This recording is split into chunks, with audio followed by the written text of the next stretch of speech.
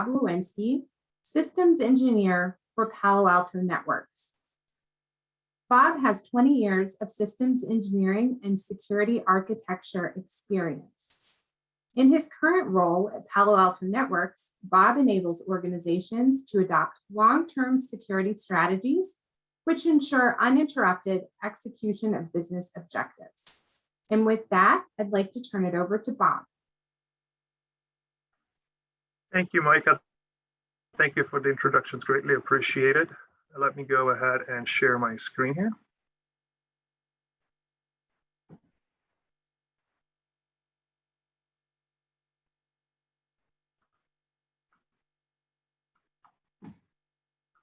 Can you guys see everything okay?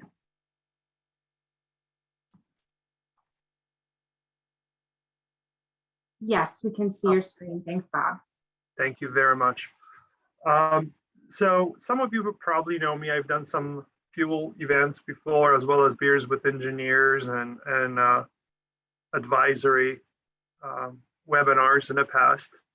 And we decided to focus today on zero trust. It's kind of a topic du jour, and everybody has their own, it appears that they have their own interpretation of what zero trust is and how it works. You know, and if I was, I have a question, and I don't know if we can raise hands here or not, but I was just kind of curious, like if I was going to ask you, explain zero trust to your management, you know, would you be able to do that, right? How many of you feel comfortable articulating the zero trust, right? And at the core, zero trust is not a product, it's not a technology, it's a strategy, right?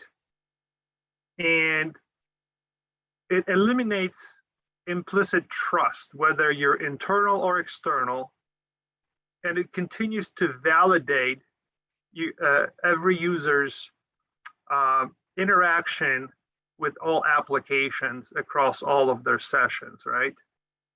So really, in a nutshell, that's really what it is. And it's a composite of various solutions, right?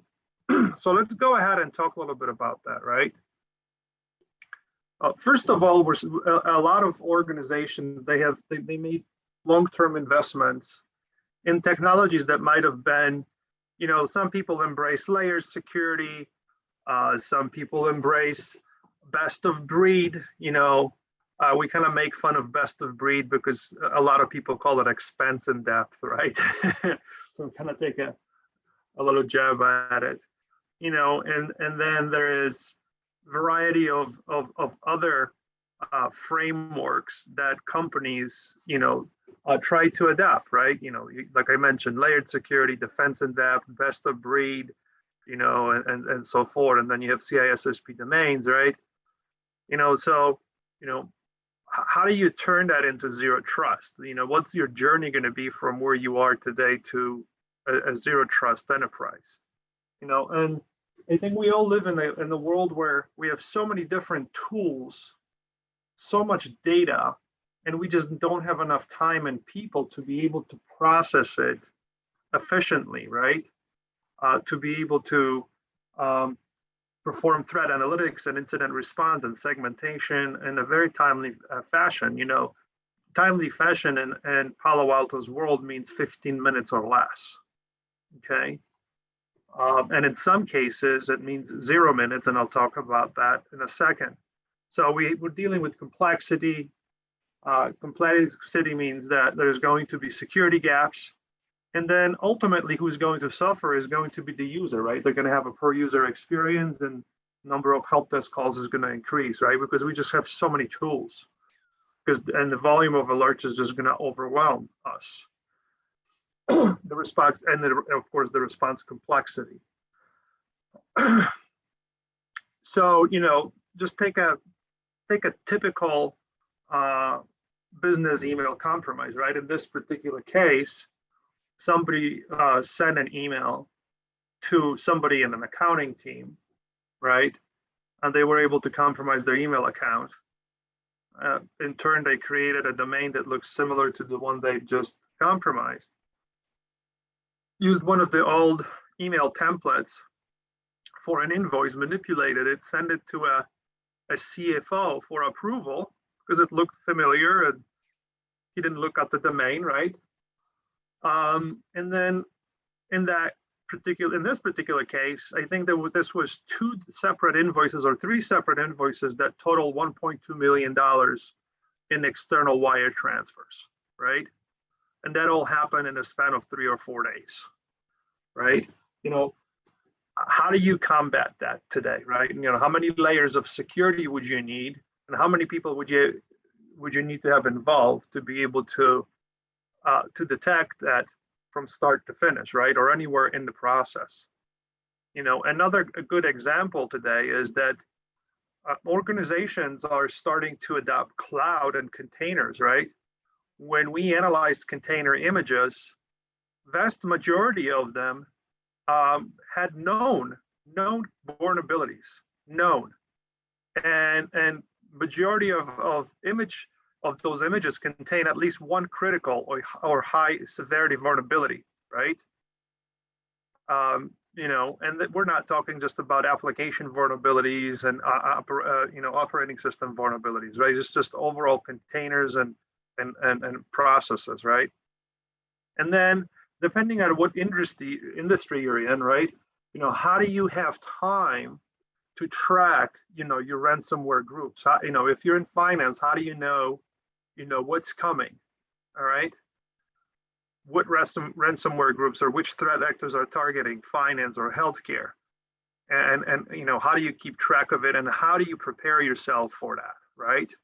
You know, like if I was to ask, you know, how familiar are you with Hive, right, or Avos? You know, how many of us would know, right? You know, how quickly can you access that and determine whether any of those have actually attempted to infiltrate your environment, right? How long would it take you to determine that, okay, if they're coming after you? You know, so, you know, I say, you know, achieving zero trust, you know, with zero BS, right?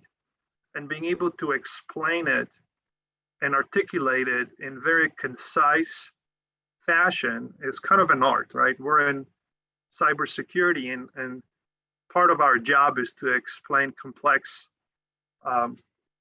very complex operation in very simple words, right? To our management and business executives, right? And then of course there's the budgeting and ROI and TCO and things of that nature, right? At the core, you know, zero trust starts in the SOC, right? You know, SOC is in the center of it all, right? And currently, you know, with all the siloed tools, you know, we have a tool for everything. It's just going to slow things down for us significantly, right? And then, you know, organizations are accustomed to kind of doing their own DIY, you know, do-it-yourself kind of a SOC and automation and playbooks, right? Because we're used to, you know, right now the term is, you know, automate or perish, right? If you can't automate, you'll just work yourself out of the job, right? You know, you don't want to bring a human to a robot fight.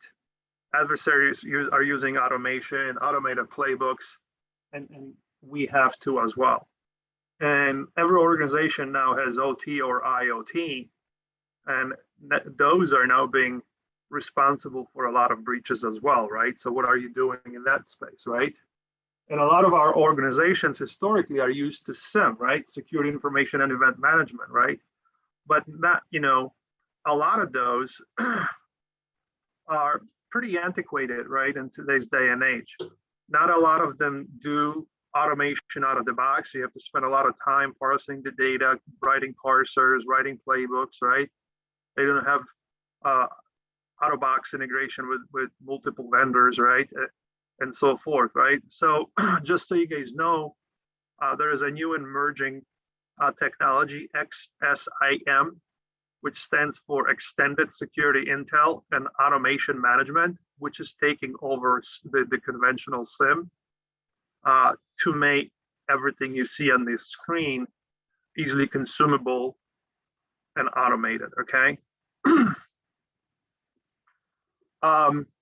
You know, in addition, a lot of organizations today, you know, there's a lot of remote workers that work from cafes, homes. They could be using their own bring YOD devices or their own computers, right? And how do we ensure that they access only what they should be accessing based on their role, based on the application, based on their geolocation, right?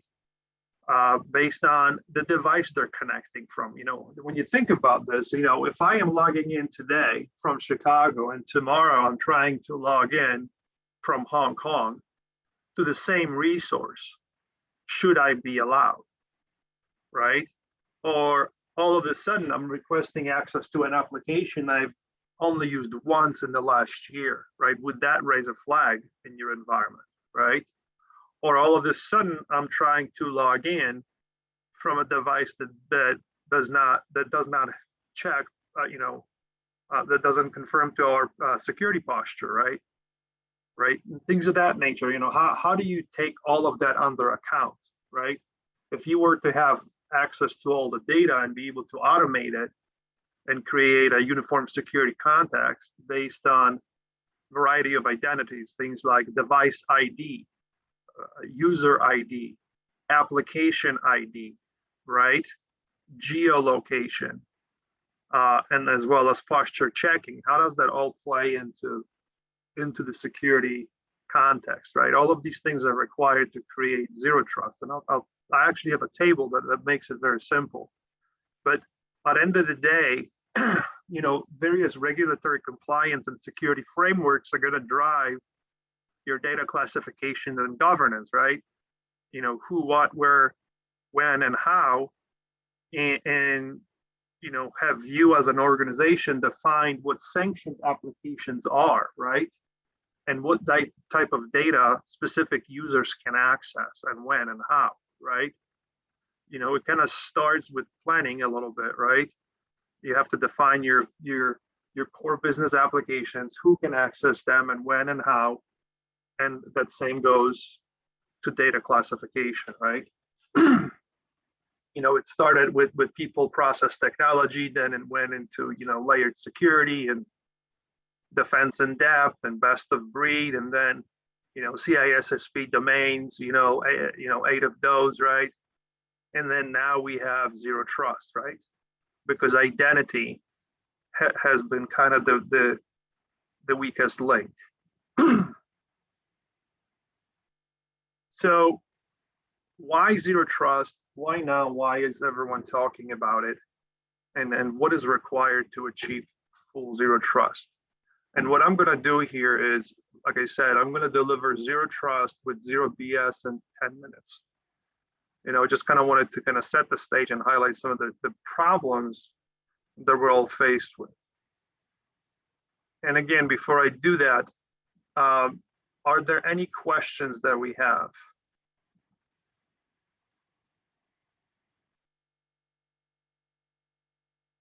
If not, I'm going to continue going.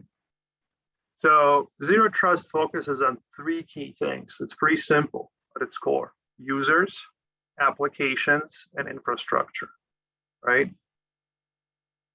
And what we've done is we've defined zero trust in this table. And it focuses, and we're going to peel the onion across every single layer. First is the users. First, we need to validate the user, right? We need to identify who the user is. And, you know, we all have identity access management technologies and multi-factor and SSO that can help us with it, right? At the core of it, that is an absolute requirement. Okay. That user, when it's attempting to make a connection to a resource or an application, we need to verify device integrity or do posture checking, right? How do you do that today? And is it done via yet another system that you try to aggregate and correlate before a decision is made? And how long would it take for that decision to be made in real time, right? And then access, user access, least privileged user access to data and applications. Can this user access this specific data classification or applications? Okay, you know, all users should not be able to use all applications, whether private, public, / SaaS, right? And if they can access SaaS applications, how do you secure them? Do you have the ability to inspect the traffic in line, inspect the SSL traffic for malicious activity? And how do you secure SaaS application on a backend through a set of APIs all at once, right? And then all of the transactions, right? You need to scan all the content that is being uploaded through those applications, right? For malicious activities. A lot of times it's unintentional, but sometimes you can have an internal breach, right? And you need to be able to ensure that you keep good employees good, is kind of my term, right? Next layer is the applications themselves, right? How do you validate that the applications are being written correctly, that they have strong authentication, that they're confirmed to all the security protocols, right? You know, what is the workload integrity, right? That is interacting with that application. And why is that user accessing it? At what time? What's the place, right? Are we seeing any anomalies, right? Are they uploading things, downloading things, small zip files, large zip files, you know, trickle uploads, downloads, etc., right? And then you have to scale all that content for that application, right? Now, infrastructure, you know, that's always interesting, right? And we have some partners here to talk about that, because we need to have visibility as a security technology. We need to have visibility into that infrastructure, right? Because there is a concept of, with zero trust, there is an inherent concept of zones, segmentation and micro-segmentation, right? And a thought has to be given on how that is going to be achieved, right? So make sure that users have access to specific zones, right? That the zone security is adequate. You need to make sure that you have device ID capabilities, that you are able to differentiate between a mobile device, a workstation, a laptop, a tablet, et cetera, right? And be able to enforce various security checks on those devices before the user is allowed to connect from it and access specific application. Again, from an access perspective, it is least privilege, right? And then it can also be based on device authentication as well, right? There could be some purpose-built devices that can only access a specific, only one application, right? It can be, that could be done in a variety of ways. It could be done with microsegmentation. It could be done via cookie authentication. It could be just done by device ID, a variety of different things, right? And then ensure that transaction to that specific device or to that specific zone are always secured, right? Maybe you want to introduce a multi-factor authentication gateway if it's a legacy application, right? So in a nutshell, really, guys, you know, this really explains, you know, zero trust. I call it the zero trust matrix, right? And you can make it as easy or as difficult as you like, right? But, you know, start somewhere, right? You know, zero trust for users, right? How do you manage your identity? It's always challenging, right? Because you can have multiple identity sources, right? You know, how do you secure your devices, right? And identify whether they should be trusted, right? Right, and then so forth. You know, just check all the boxes, right? Just check one at a time.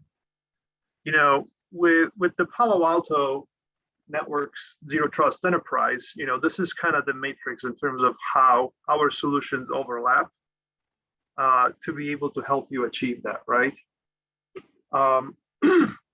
And I think this is a perfect start for anyone on this call, because a lot of you probably already have a lot of these solutions, and there might just be missing a component here or there to achieve a full zero trust automation and integration, right?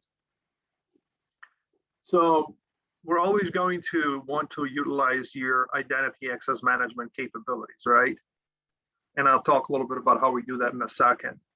In terms of device and workload security, you can install the Cortex XDR, right? As well as our Global Protect client to do posture checking, okay?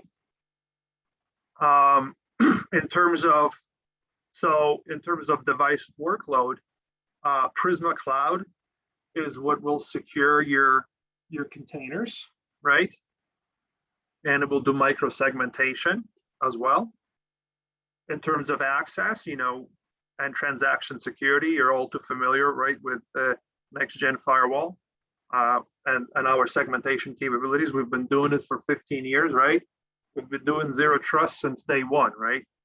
In the industry, and then all of a sudden 10, 15 years later, the interest is, oh wow, I think we should have been doing this for, all along, right?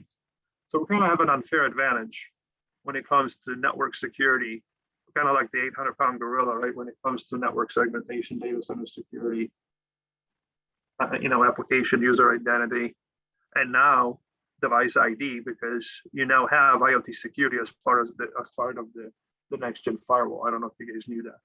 I'll talk a little bit about that as well. And then, Prisma Cloud extends, of course, to micro-segmentation, like I mentioned, in terms of software. And then there's software firewalls for containers, as well as agent-based Prisma Cloud security and segmentation. And, as you know, in terms of network security, our next-gen firewalls extend to it, as well as our Prisma Access, which is our SASE technology, which is a component of zero trust, right? So when you think about this, all you really need is 1, 2, 3 technologies on a high level to be able to achieve a very sophisticated zero trust security platform for your organization. Let me continue here. I just had to put this in there, a life before zero trust and a life after zero trust, right? If you look at this, how do you figure out what the source zone is, right? Is it HQ to Global Protect zone? Who is this? It's that, what's the destinations, or what is the application? Is it sanctioned SaaS application or not, right? Where they're going, is the user part of finance? Okay. Where are they accessing financial services? Sure. It's that it is an internal financial application, right? Are you able to secure the transactions to and from that application, right? And create a user baseline. So in a summary, you need to be able to allow users to connect from any device, whether they're internal or external, and based on their roles. And that also includes devices. Some devices might have special privileges and applications that they need to be able to access based on their own identity, right? Again, those users need to be able to do the same thing regardless of where they are, whether they're local, remote, in some cases, some organizations actually are able to, we're actually able to deliver zero trust agentlessly. So you could actually allow your users in a pinch to connect from a third-party device through our web gateways while maintaining the same level of security and monitoring, okay? Now, at the core of this, right, we have Cloud Identity Engine. The Cloud Identity Engine can actually identify users across multiple identity sources so that you don't have to manage them across individual solution or a component of the Zero Trust. So we have a centralized Cloud Identity Engine against all of our technologies of that platform work. And that makes it very, very easy to implement, very robust, and we can very quickly identify the identity and then correlate that to an IP address and everything that that user does. We can actually click on a user and be able to tell you everything that that user has done, right, in real time. And then we have various cloud security services. And if you're not familiar with the cloud security services, I do highly recommend that you do bookmark. And I'm going to actually show you guys. We have a web page here that you might want to bookmark. These are all the cloud security solutions that we can now deliver to the firewall. And for those of you that don't know, we now have DNS security. We've had wildfires, advanced sandbox capabilities for a very long time, as well as now advanced threat prevention and advanced URL filtering, which provide inline machine learning capabilities. And with the introduction of the new Nebula PenOS 10.2, we have deep learning capabilities right on the device. You now have the capability of deploying IoT security. Again, it's security, it's not just visibility. This is a full lifecycle management, guys. You're now, for those of you who did not know, you're now able to deploy enterprise data loss prevention to your next-gen firewalls. And then, of course, there is the SaaS security. We now have the capabilities of doing inline SaaS security above and beyond the basic CASB, right? Because CASB didn't really, in my opinion, take off in the industry, right? And you can kind of see with the rehash of the recent Gartner Magic Quadrants, right? Inline SaaS security capabilities. They were thinking that CASB security is going to have to be done via APIs, and not a lot of vendors adapted APIs, and those who did didn't adapt them well enough, and we were kind of at a mercy of their APIs. So vast number of SaaS applications have to be secured in line. And we now have ability to secure over 3,600 applications for which we have decoders. And for those of you who don't know, we have a little site called Applipedia, okay, that you can go to and see what we have decoders for. These are very extensive decoders that allow you to manage the level of access to any given application based on user or device. And on top of it, the inline SaaS capabilities bring this number to 15,000 up from 36, which allow you to allow or disallow sanctioned or unsanctioned applications. And this is kind of where the trend is going away from CASB, being able to do SaaS security in line with DLP based on users. That's kind of where things are moving forward, okay? So please keep that page bookmarked because it's a pretty slick page, and we have videos and training on every one of these, okay, here. Now, moving on, you should be able to secure those regardless of where the user is connecting to, right? Whether it's internet, public cloud, private cloud, right? Or whether it's a SaaS application, right? The same level of security context should apply to that application regardless of where the user is trying to connect or where they're trying to connect from, right? While continually doing device and posture risk assessment identity-based authentication, service level controls, and data loss, theft, threat and data loss prevention, right, across all of the cloud-delivered security services, right? And this kind of would constitute zero trust in the modern enterprise, guys. And I think it's a lot less complicated than people make it out to be. I think that every company and every vendor out there is doing something zero trust, but I think they're having a hard time finding their identity in terms of what part of zero trust they're able to deliver. Personally, my favorite vendors are the infrastructure vendors, right? And we have them on the call with us today, as well as identity access management, right? So how do we do this at Palo Alto Networks? Because of course we eat our own dog food. So what does that mean to us, right? So as of today, we've announced the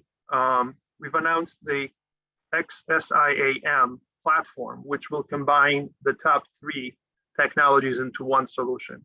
XDR, SOAR, and threat intel management is going to become one solution.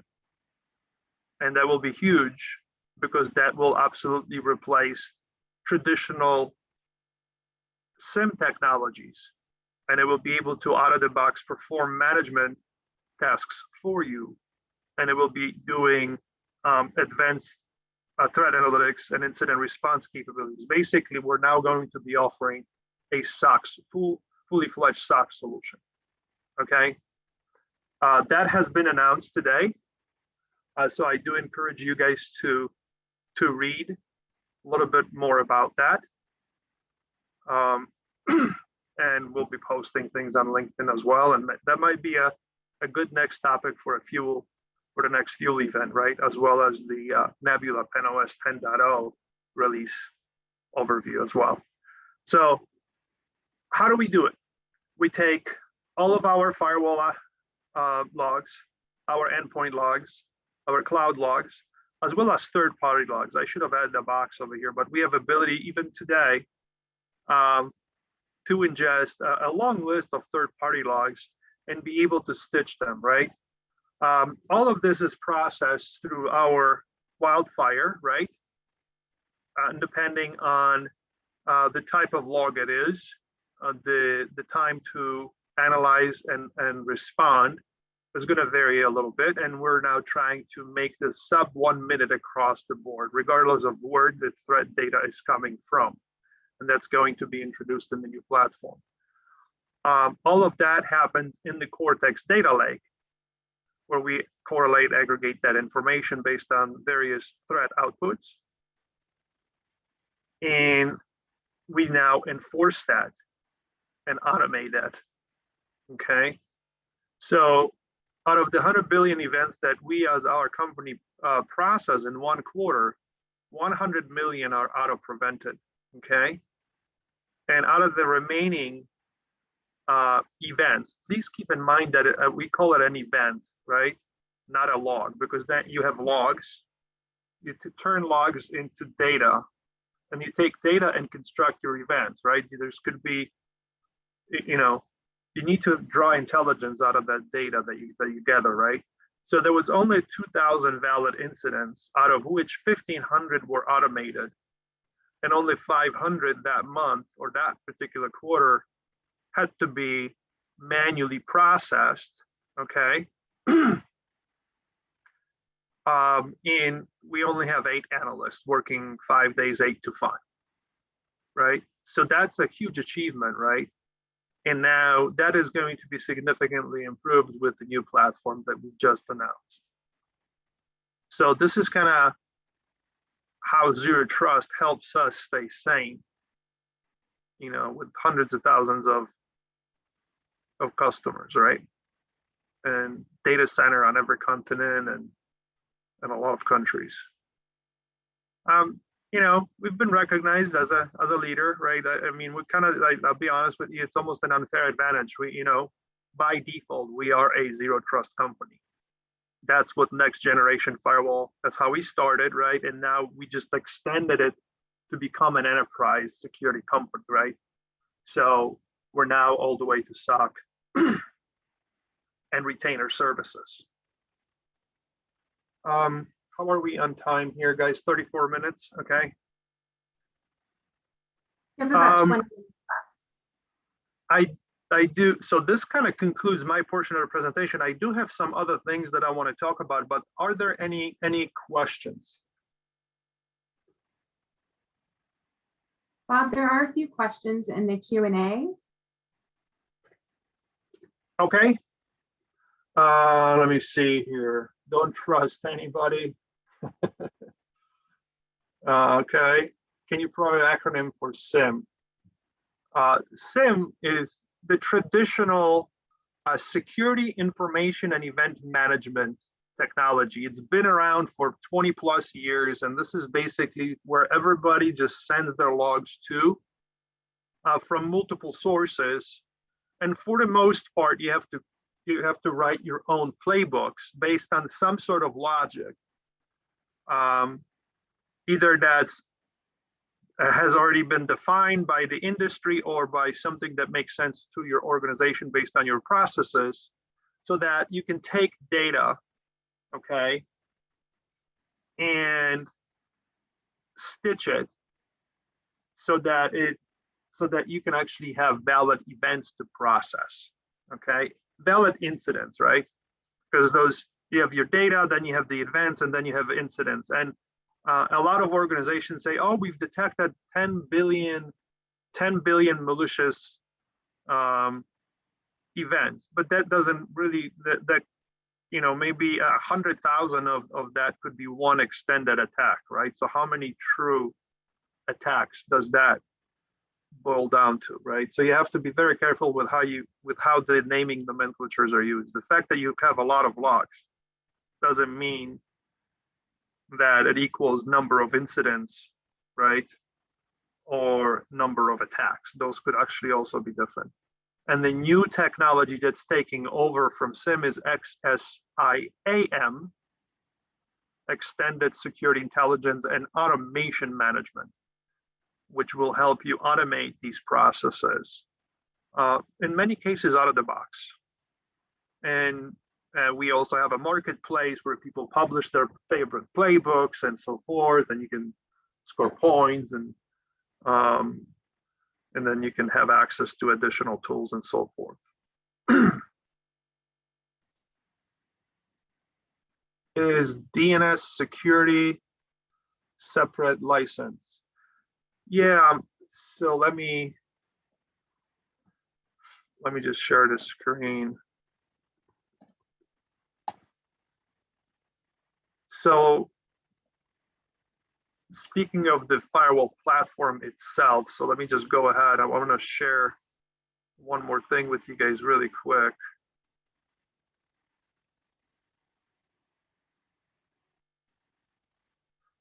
Can you guys still see my screen? Okay. Yes, we can see it. So for your convenience, I figured somebody is going to ask this, right? So I actually put in a slide that defines all the solutions that comprise the zero trust security offering from Palo Alto Networks, right? And somebody asked me, you know, what subscriptions, right? And the DNS is included. All of these subscriptions are available for any of our physical and virtual firewalls. Threat prevention, which is IPS IDS, and it now includes, like, you know, external dynamic lists. Wildfire, advanced sandboxing, which is capable of doing Android, processing Android files and iOS files and memory resident malware. It does both static and dynamic analysis.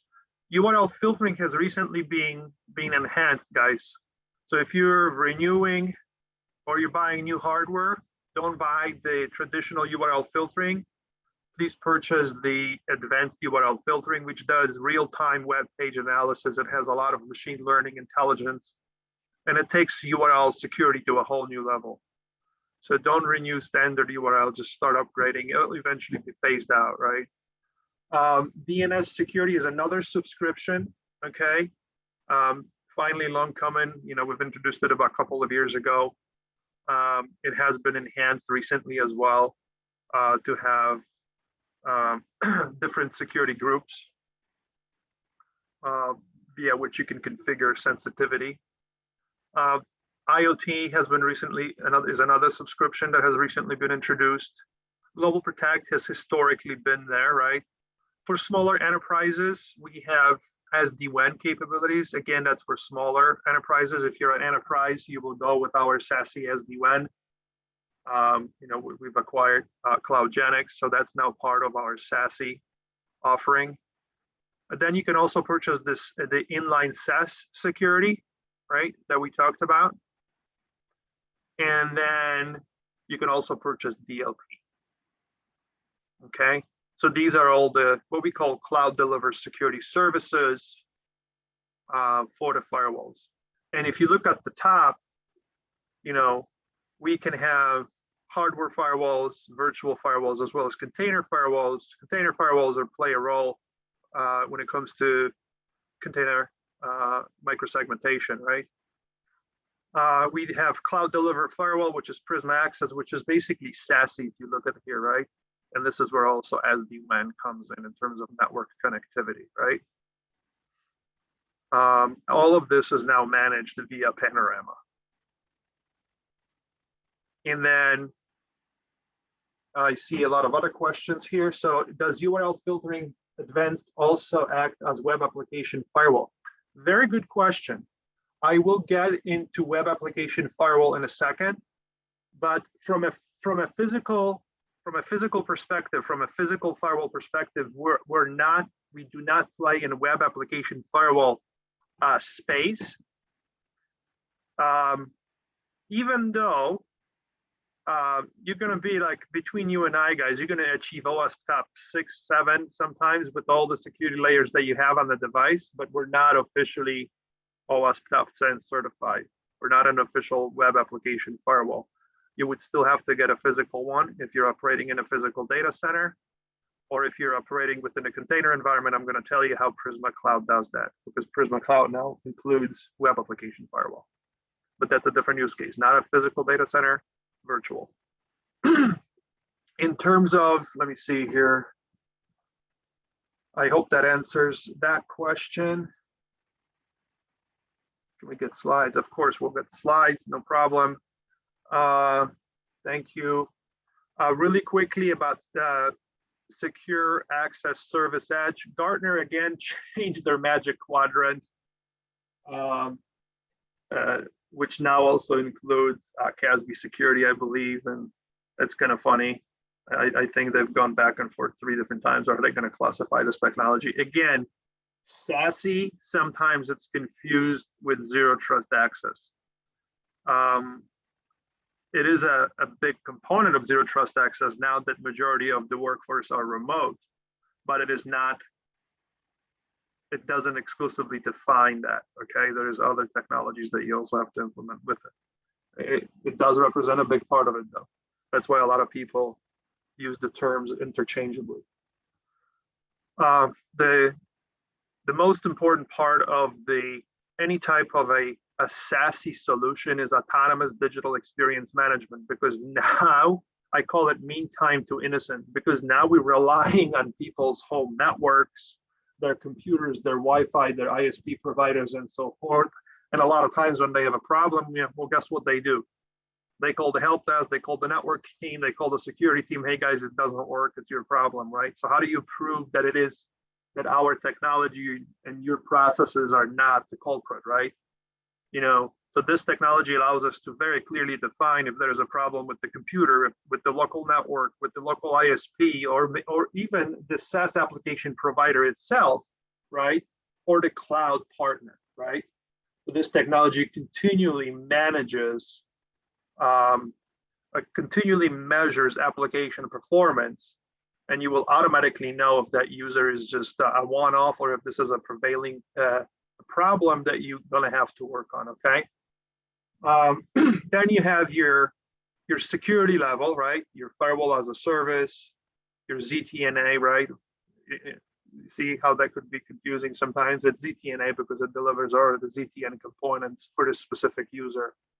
Software web gateway, right? DLP and CASB, right? And all of the same cloud delivered security solutions are part of that solution.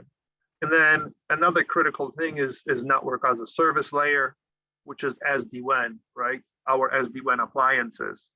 And the cool thing here is that you can utilize our own SD-WAN appliances if you already have somewhere SD-WAN appliance agnostic, or you can use a third-party device that's IPsec capable to break up the connection to the internet and so forth.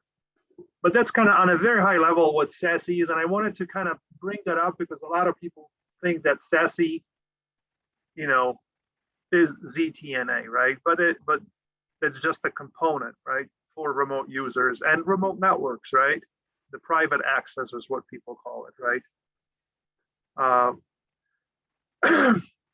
Again, this is just again, it's supplemental information. It's kind of an overview of our in terms of our SASE flow and why it's zero trust and why it's true, why it's also why it also extends to private access, right? Because we have the ability to secure private access from remote users to your data centers and cloud as we can to SaaS applications and internet. There's no difference to us. It's kind of a unique thing, right? And then another major component of zero trust is going to be your cloud native security technologies, right? For your containers, right? For your SEC DevOps, right?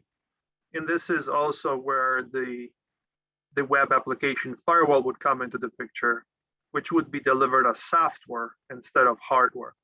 And our Prisma Cloud now has multiple technologies that comprise the platform, right? DevSecOps, CSPN, I'm sure you've heard of it, right? And again, I'm not going to get into too much details because that could be a session of its own on the next Fuel event, right? Cloud workload protection, right? The cloud network security itself, right? And entitlement management and identity access management, right? From SecDevOps perspective. What else we got? There's a lot of questions. Is CloudGenix also managed by Panorama? Hey, Corey, we're almost there. Within the very near future, the goal is so that the CloudGenix and Prisma Access are going to have one cloud-based management platform. You can already do that with Prisma Access. Good question. That's a very good question. Anonymous attendee. Let me go ahead and read it quietly first.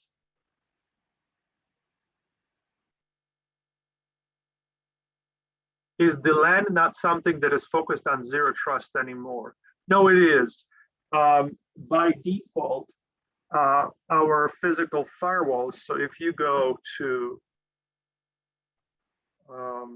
here, let me just go ahead and, so by default, next generation firewalls are zone segmentation firewalls, right? And in the cloud, we might rely on third-party integrators or vendors, infrastructure vendors, to help segment based on cloud providers' network segmentation limitations, right? But yeah, we do segmentation, and we can do segmentation based identity too. Hold on 1 second, there's more questions here.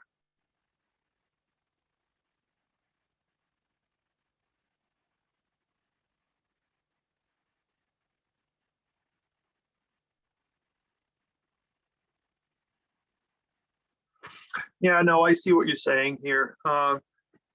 We do have to have we actually integrate with third-party network providers, right, and infrastructure providers.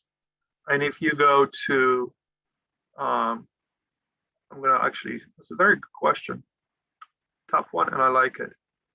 So if you go to our reference architectures, you should be able to see this. You're going to be able to see third-party integrations with like Cisco ACI, NSX, vSphere, right? And then you're going to have another presentation here afterwards with, you know, because I understand you would not want to deploy, you know, a firewall in every single network, right? How do you manage that? So yeah, there's ability to do that. Home lab versions of our hardware, yes. We have what we call, you can purchase a lab license. It's significantly discounted. Think of it as a student pricing, right? It's just like buying a home router in Best Buy. How would you set zero trust from server to server in a data center? Again, that is segmentation. And we can actually create zones, right? If you're trying to do physical segmentation of physical servers, we can say zone A, web server, zone B, database, zone C, application / access, however you have it structured, however you're tiering it. And then in it, between those zones, you would then define which servers can communicate to which zones and which servers within those zones based on what type of applications, et cetera, et cetera. So that's actually quite easy to do. Are there plans to provide Pamara as a cloud offering? That is correct, yes. So I touched up on that. Anonymous Attendu. Thank you for asking the best practice assessment question. So yes, I highly encourage that you work with your SC to conduct at least semi-annual best practice assessments, because that technology, that assessment tool, is going to assess your entire environment, your zones, and it's going to make recommendations in terms of possible enhancements and security posture enhancements, okay? Based on how your zones are configured and segmentation and so forth. The best practice assessment has been enhanced and then enhanced again to where now it has automated best practice modification capabilities. So, and then it also creates a project document with every single thing that we recommend, the rationale for it, and how to correct it. Please, if there's one thing you're going to do here is please schedule a best practice assessment with your SC, and also ask them to do security lifecycle review with your management, and which will help you drive governance and budget, because the security lifecycle review, what it's going to do is going to look at everything that your firewall processes in terms of users, applications, devices, you name it. And it's going to create an executive level summary for your management that says, hey, listen, this is what we see. This is what we're protecting today. This is what we're not have visibility into, or this is what we're not capable of protecting, right? And a lot of times that kind of gives you the tool to nudge things along in terms of budgets and technologies, right? Thanks for asking that question. It's a very good point. Zone is not a device aware. We could have a discussion on that. I understand where you're coming from. But when you create zone and you create segmentation, you can create zone isolation, and there is no lateral movement. So the objective in terms is lateral movement, okay? And selective security, where the device can still operating while at the same time eliminating the risk that it's performing, okay? And there's other ways of looking at it, because we have the capabilities of doing we now have device ID capabilities, and then we can also integrate with third-party NAC systems as well, if that's what you like. I think that's where you were going. Yes, we can actually do cluster the firewalls or horizontal scaling as well. I think I'm going to stop here because I think I might be over time. Micah. Thank you, Bob. We are right at time. We really appreciate your time today and sharing your insights with the Fuel community around Zero Trust. Just a reminder to everyone, this recording and the slide deck will be available after this session today. Please stay tuned to your email for that information. We will take a brief break and resume at 10:45 a.m. Pacific time with Josh Kreidelbach of Aviatrix. Thank you.